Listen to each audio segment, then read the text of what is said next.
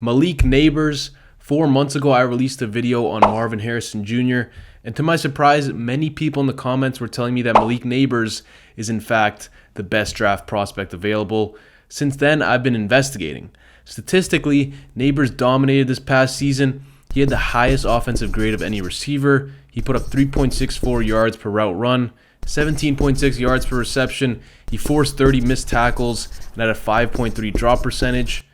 Now that we're into draft season, we need to figure out what Nabers' real value is. Is there a case for him being the first receiver off the board? How does his game translate to the NFL? Does he have the tools to become an all-pro level talent?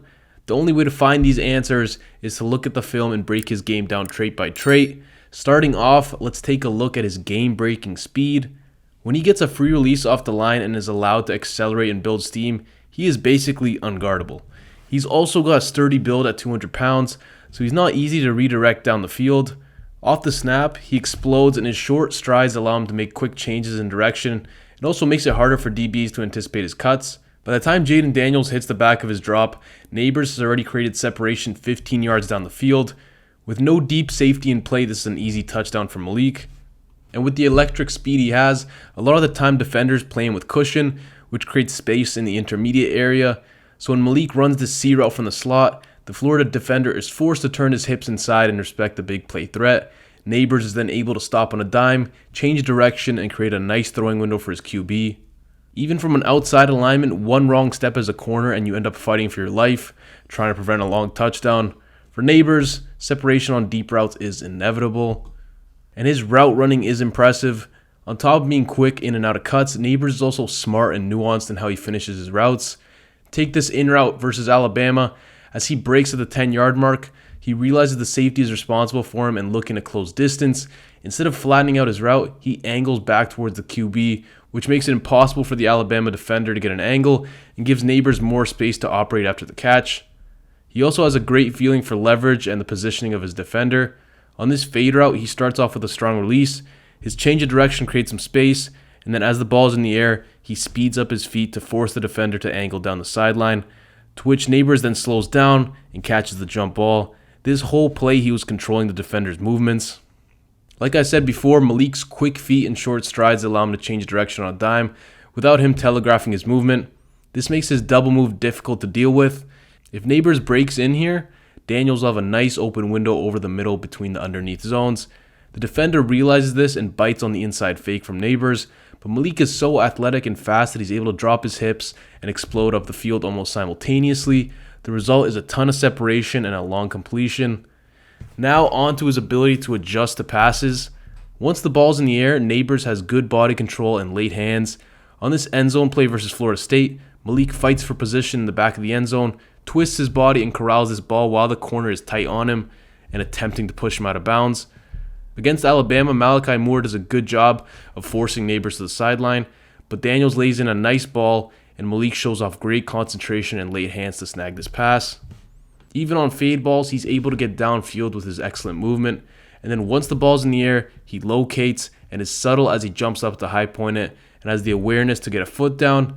Another impressive play. And maybe my favorite part of his game, his toughness/YAC ability. He is not afraid to catch over the middle of the field, and in fact, it's an area where he excels. He quickly becomes a ball carrier after the catch and consistently bounces off tackles. Even on stop routes, once he secures the pass, he immediately accelerates and can take chunks of yardage. He also fights for every inch. Against Texas A&M, he does well to get open on the comeback route. The corner attempts to wrap him up, and the safety is coming in hot, but Malik does not give up. He never takes the easy way out and is a true competitor. Now, like with almost any prospect, there are some possible weaknesses in his game that could become more noticeable at the next level. For Malik, it's his release/beating press. He has the athletic ability to have a very good release, but too often he uses the same slow stutter outside move.